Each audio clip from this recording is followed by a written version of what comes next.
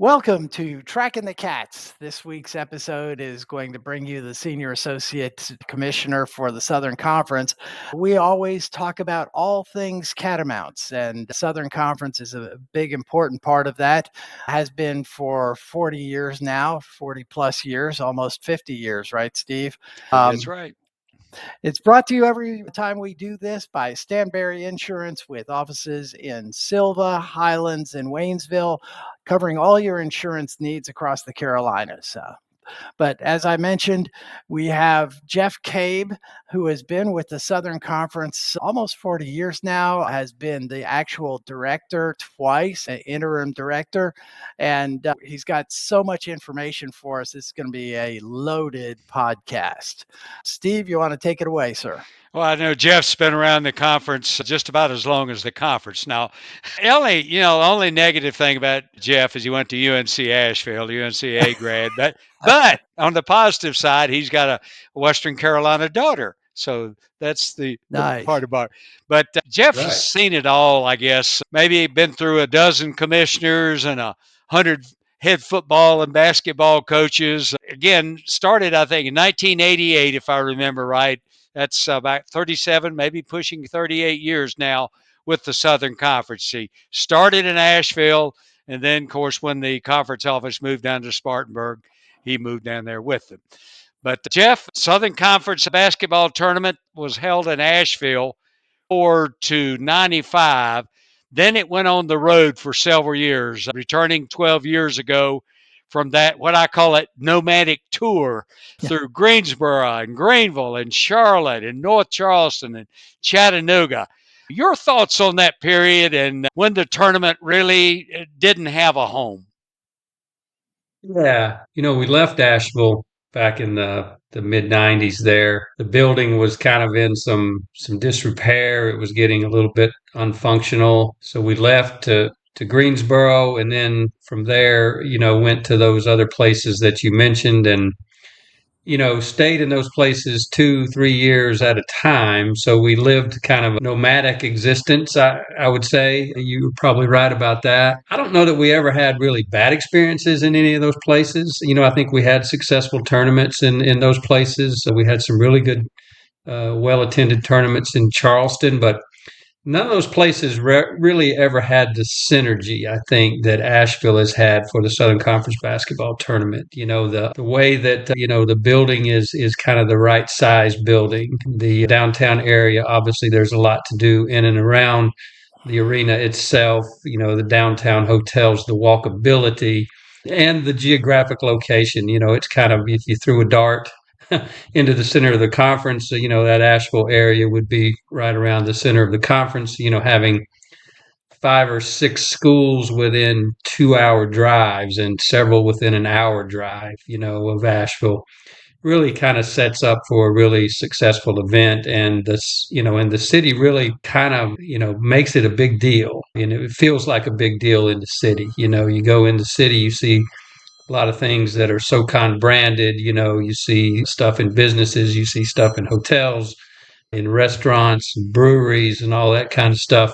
So it kind of gives it that big time feel. And some of the places we went were larger cities, and you didn't quite have that same feel around the tournament. And so I think for a lot of reasons, Asheville has worked really, really well for the Southern Conference tournament. When we returned to Asheville after those years of kind of being in other places, it was kind of a leap of faith. We kind of told the city we would consider coming back if they would do, all of these different things to kind of upgrade the building and make the building kind of functional for tournament basketball again. And they did those things, and we have committed to come back there before those things were finished. And so we both kind of locked arms, and kind of jumped into the water together, hoping that, all those things would happen in time for that first tournament to return. And they did. So, and then, it's kind of been a success story ever since then. So hopefully we'll be there, a while longer. Our current agreement runs through 26, so next year's tournament. And then there's, discussions. This is kind of about the time where you start discussions about, what next contracts might look like, and next opportunities might look like. And so obviously we would have those discussions with Asheville first before we probably had them with anybody else. So, hopefully it'll continue to be a great home for the conference. So, looking at the future, are there other cities that have come to you guys and said, "Hey, we'd like to get in on this because it's a moneymaker for the folks of Asheville and the tourism around there"? Oh, I think there's always cities that would be interested in having your event. I think there's enough economic impact around our tournament. The economic calculators that we use kind of puts the event around to, $6 to $8 million worth of economic impact annually. And that's numbers that the folks in Asheville actually kind of came up with. So it is an economic driver. So I think from that standpoint, I think there's always going to be cities that are interested. We haven't had any formal discussions or any, even any initial discussions with any cities, about that, because we are contracted with Asheville right now. But I'm sure that, that there would be interest other places, but it would have to meet a lot of these kind of criteria that we've become accustomed to in Asheville. It needs to make geographic sense for a lot of schools. It needs to, have the capability to have, successful local foundation with ticket sales and sponsorships and those kinds of things that, those kind of foundational pieces are things that we've really developed in Asheville by having the continuity of the tournament there over these years. You've got a base of local sponsors that are always involved, in the tournament. You've got, a base of local ticket buyers that, you can kind of count on every year locally. And so you have some profitability on the local level that is kind of, regardless of who the actual matchups are going to be. And so, I think the tournament won't be very successful if it moves to a city that, the city doesn't really adopt it and they don't have those kinds of things. And then you're totally dependent on which teams advance and which teams are bringing the most fans. And, if this team wins, we'll have a good crowd, but if this team loses, we might not have a good crowd. So, you don't want to kind of always, you don't want to kind of find yourself in a situation where you're just totally dependent on that. Well, Geoff, being a veteran observer, as I am, of the Southern Conference basketball tournament, maybe what do you expect at this year's tournament? Don't want to put you on the spot, but it starts, I guess, a week from tomorrow with the women's phase, and then a week from Friday for the men's tournament. Maybe a favorite. You've been observing some games. A favorite, maybe an upset team. If you want to go out on a limb, what you've seen up to this point in the regular season play. Well, I'll tell you what, this year on the men's side has been probably one of the most competitive years in a top to bottom situation in the league that I've ever seen. Great. I think there are 6 or 7 teams probably that are going to come to Asheville and think that I can win 3 games in this tournament. and so I think there's legitimate chance for a lot of teams. And most years you come in and you say 2, maybe 3 teams have that, realistic shot. And this year I think it's a lot more than that. It's at one point. I mean, we still have a possibility to have a 3-way tie. For our conference championship. Coming into the last week of the regular season, which is crazy. Chattanooga's up a game, and then you got UNCG a game back, and then you got Sanford 2 games back. But all those schools play each other on this final weekend. So Yeah. so that'll be really interesting. And even the teams that are kind of at the bottom of the standings, Western Carolina is playing better and better and better, and that's kind of been a hallmark of Coach Kraft's teams over the years. Is how they kind of improve throughout the season, and they're a real threat to knock some people off in this tournament. They've played top teams in this league very close, and they've played top teams in this league close the last couple of weeks. And Citadel, who's winless in the conference right now, they would have beaten Chattanooga this last game at Chattanooga, but they made a shot that was about 0.2 of a second late at the buzzer, or they would have won that game. So the competitive balance this year is going to be the really fun part and the really interesting part about the men's tournament. On the women's side, Greensboro's kind of separated themselves at the top. Wofford's a really dangerous team. They've had some injuries. They were probably the preseason favorite. They've been a little banged up. But if they kind of find their footing in a tournament, I think it could happen on that side of it as well. So it's going to be really, really fun weekend, both women's and men's basketball. And then this year we're bringing our conference wrestling tournament back to Asheville on the same weekend. That'll be held over at UNCA at Kimmel Arena. So I know Western Carolina doesn't have wrestling, but we've got eight schools in our wrestling consortium there that will have a good time in Asheville that weekend as well. Well, speaking of wrestling and stepping away from the basketball tournament, one of the things that you are involved in over the years has been scheduling. And God bless you, because that's got to be a nightmare for all sports, but particularly with football and basketball, the big sports, where you've got this compact early season out of conference scheduling, and yet you want to get, particularly in football, one or two matchups early in the season. How does that work for you, trying to work with every school to avoid conflicts on student breaks and festivals and things like that? Well, you can't avoid them all. That's the one thing. We try to take everybody's list, if you will, at the start and try to accommodate as many of those things as you can, but it just becomes physically impossible to kind of schedule away from everything. But you try to do as much of it as you can. And then also, there's a a list of criteria that we've developed in each of our sports for scheduling. Around football, it's not giving anybody more than two straight on the road, having at least one home game in November. There's all kinds of criteria like that kind of have to fit into the schedule as well.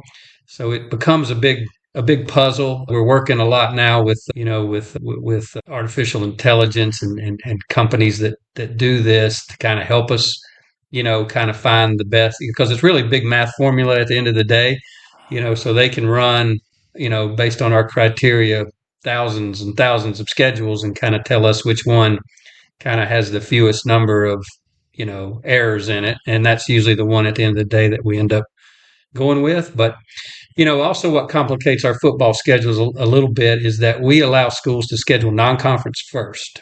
So, the opportunity for schools to have flexibility with their non-conference scheduling in football allows them to get, guarantee games from bigger schools, maybe at untraditional weeks during the season. It might be a mid-year guarantee, or it might be late in the season, or it might be early in the season, but we allow them the flexibility to kind of complete that non-conference schedule first.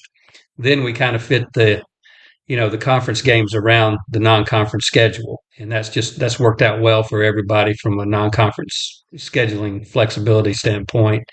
And that's when, if you see Western Carolina with an early conference game, that's because, other schools had non-conference games that weekend and you didn't. And so we tried to make a conference game there on that date so that you didn't have a bye week, for example, really early in the season. Nobody wants bye weeks on week 1 or week 2, or nobody wants a bye week the last weekend of the season. So, so we try to work with all of that to make the best schedule we can. But I always say with scheduling, it's if I can make 9 or 10 schools unhappy, I think I've done a pretty good job. If somebody's really happy about their schedule, you probably messed something up.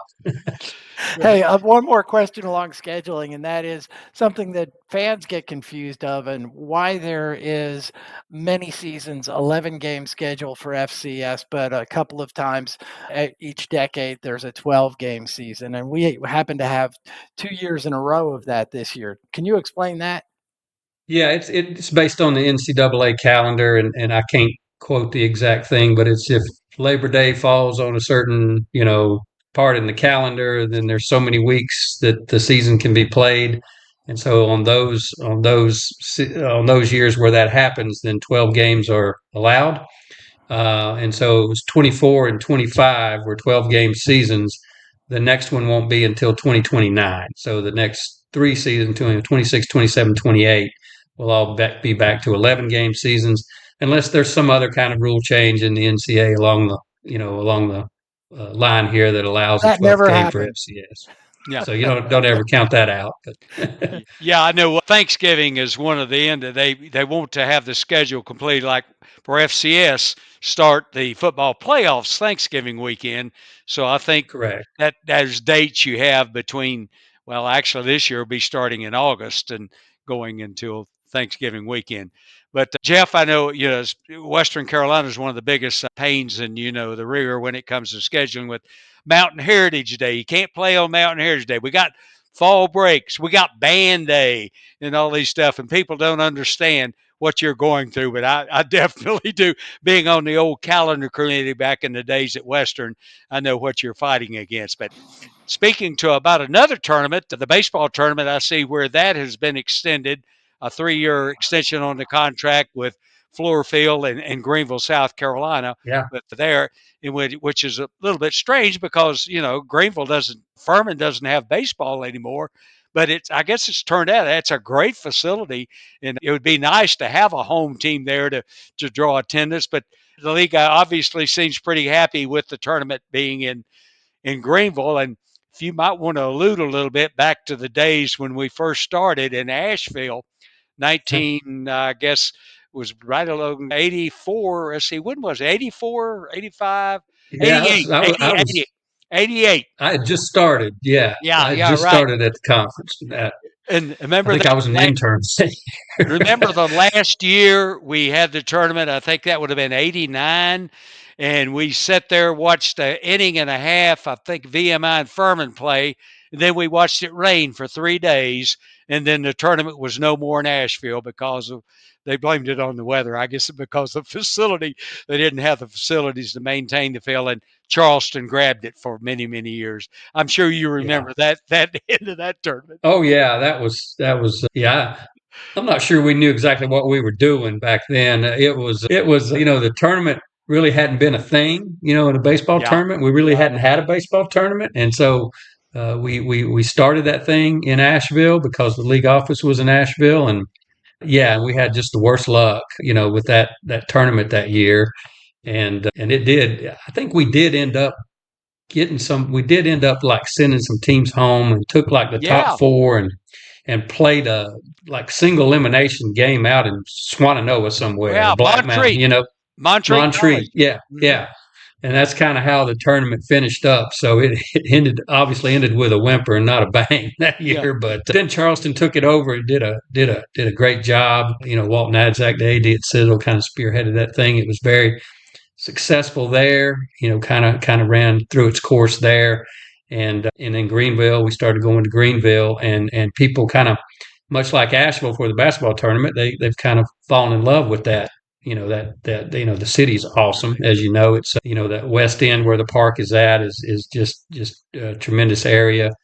It has the same things basketball has. It has the downtown hotels, the walkability, the restaurants and bars kind of around around the ballpark. So it has a lot of attractiveness to it, and the you know the stadium itself is really it's as good as they come as far as minor league parks go, and the uniqueness of it, because they're a Red Sox affiliate. They have kind of the Fenway Park dimensions and the Green Monster and the monster seats and all that kind of stuff, and so it's really a neat experience for fans, but it's really a neat experience for players as well. So we're happy we're going to be going back there for 3 more years. So it's been a great you know been a great relationship so far. We've been there about a decade.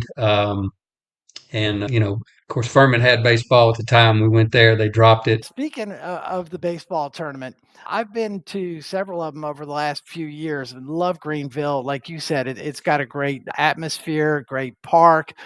But talking about the conference, a lot like basketball, it's always a good conference. Western beat Maryland twice this weekend, took the series, and Southern Conference baseball is really good. It's kind of frustrating to see only one team, the tournament winner, get into the NCAA playoffs. Thoughts on that?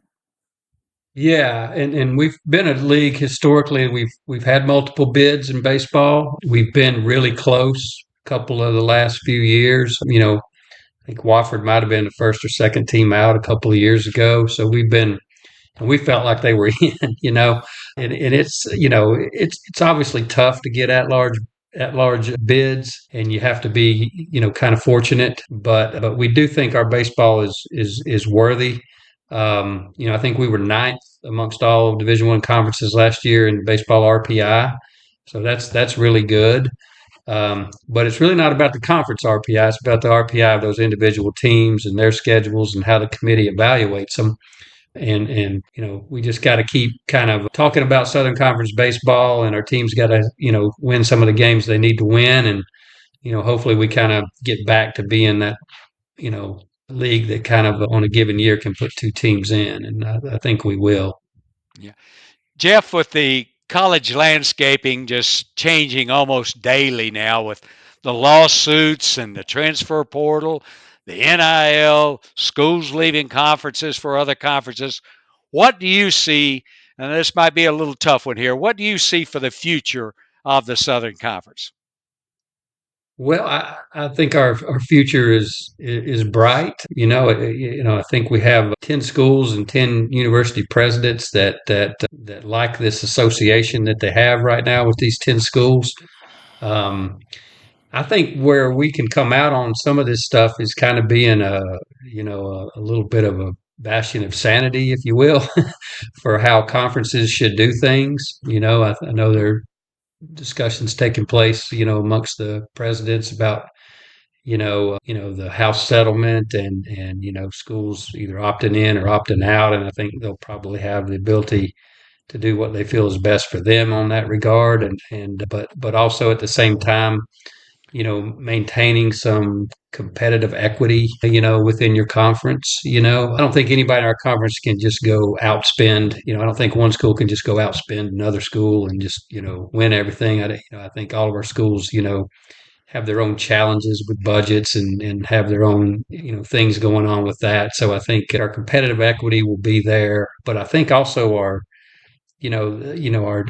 geographic integrity too, with our schools. We're not putting kids in airplanes and flying them across the country, every other week, to have conference competitions like so many other leagues are. And so I think we can kind of make a lot of sense in some ways in this new environment, with the way we operate and kind of the things we stand for, and the things that our schools agree to do together. And I think, but obviously things like NIL and the transfer portal and things like that are all here, and our schools are going to have to participate in some of those things at some level. It obviously won't be at the Power Four level where where they're probably going to spend $22 million, to just on players. Our schools aren't going to do that, but maybe we can give our kids a little something, and kind of show them the value of the Southern Conference and the value of the degrees from these institutions, and also show them, as far as that transfer portal goes, that the grass isn't always greener. When they make these jumps up to these larger conferences, they may get a little more money in their pocket. But I've tracked a lot of our basketball players that have left after last year and went on and got some better money, but they're not playing a whole lot. They're not producing a whole lot. They're kind of there as break in case of emergency plans for some of these schools, in case their depth gets impacted. And so, I think we can kind of get that message out to people as well, that you have a chance to be in the Southern Conference and be a little bit of a bigger deal than maybe you are in some of these other places. And to that end, one of the things that the fans like to talk about is teams coming and going in the conferences. And we lost a few over the last, it's been 10 or 15 years, but Elon and College of Charleston, of course, Georgia Southern and App State. If we talked at all about expansion, and there are teams out there that people bring up, like Tennessee Tech and North Alabama and NC Central and some of those. Has there been any talk about expansion within the conference, both members and the organization itself? I think it's always something that's kind of it's always kind of a topic for any conference. I do think we are an attractive conference for a lot of schools that might be looking to improve their situation. Expansion is really it's driven at the presidential level, though. It's those 10 presidents of the conference that make those decisions. And when they get in if they get into an expansion mindset, I think that's when expansion would happen. There's kind of two reasons why conferences expand. They expand to make themselves better, or they expand because they have to. And you always want to be in a position where you're expanding to make yourself better. And I think that's kind of the position we're in right now, is that if we do expand, it's going to be to make ourselves better, not necessarily just to add schools for the sake of adding schools. And so at least, as things stand today, I think we're looking at expansion from a standpoint of strength rather than weakness. And I think that's to our advantage if and when those conversations take place. Yeah, I know that there's been a lot of schools over the years. People I know at other schools are very interested in coming to Southern Conference. But again, I don't know, like you said, I don't know what the appetite is for expansion. I think we've got a great conference right now, and I'm very happy with it. And the people here at Western Carolina are also. I know that for a fact.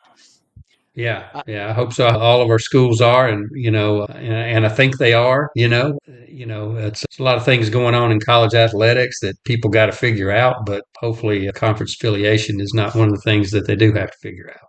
yeah. Well, Well, one of the things that the fans like to talk about is officiating.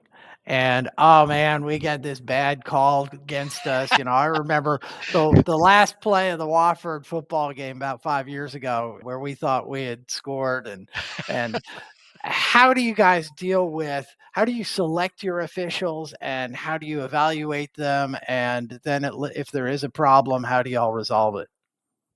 I know that's Well, a we're load. in with a lot of our sports. We're in what they call consortiums, which are basically where you have 4 or 5 conferences under the same officiating umbrella. So right now, our men's basketball, women's basketball, football, baseball all reside under a consortium that is spearheaded by the Southeastern Conference. So coordinators of officials work for the Southeastern Conference.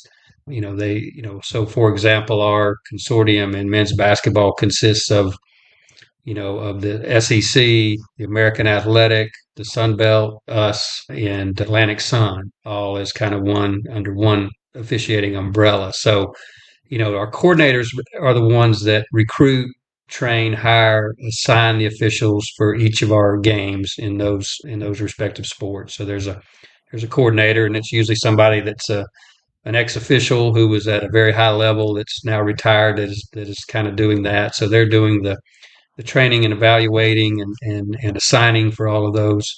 And then when there are issues that come up in games, which there are going to be issues that come up in games, officiating is not a perfect science.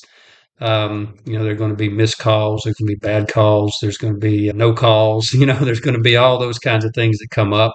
There's a process that the coaches go through with our coordinators, to send in the clips of these situations, have the coordinator come back to them, explain to them that this call was actually correct, or know that you were right, this call was incorrect.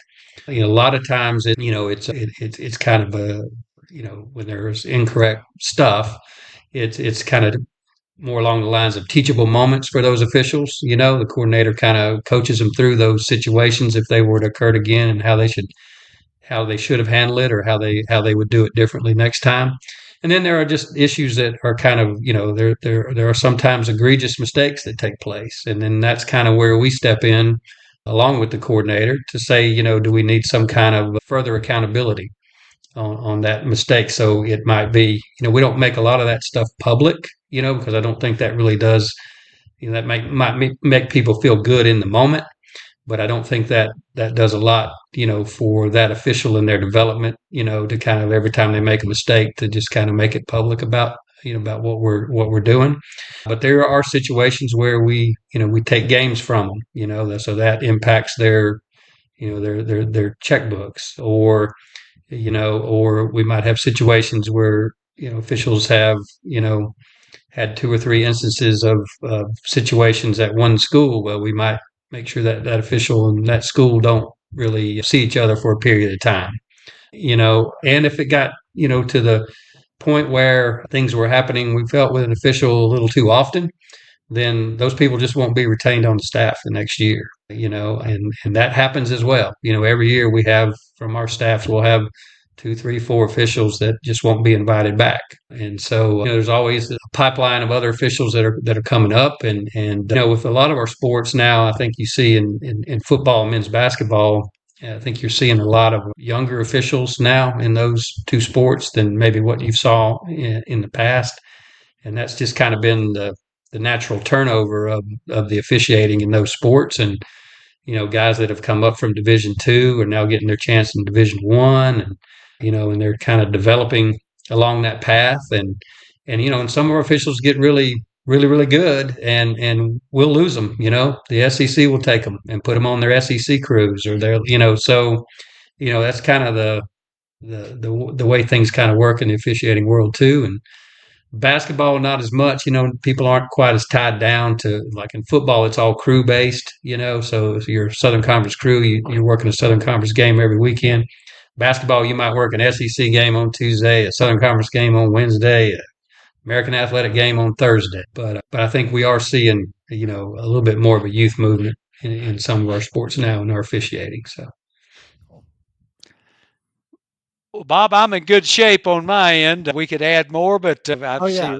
looking at our time, it looks pretty good. So, however, I just really appreciate Geoff coming on, and we go back a long way. We go back. I won't tell him about 1986 in Kansas City when Geoff was looking for a job, and Mike Gore and I, the SID from UNCA, we had a room together, and Geoff spent a lot of time on the floor of our room. Yeah. At the COSIDA convention, yeah, looking for a Exactly. job. That's That's that's right. It was so Steve was one of my first people that I met in the business. So yeah, yeah. That's But I don't great. know if Well, that was good or bad. and I've known Steve since 1971. I was working at the campus radio station at Western, and he was my go-to for our sports announcements and stuff. So it's been a good run, and really appreciate you having you on here today, Geoff. Thanks for your time. Thanks for the information. And we're going to wrap it up for this episode of Tracking the Cats. We'll see you all back again in a week or two. Brought to you as always by Stanberry Insurance with offices in Silva, Waynesville, and Highlands. Thanks, folks, and see you all next time.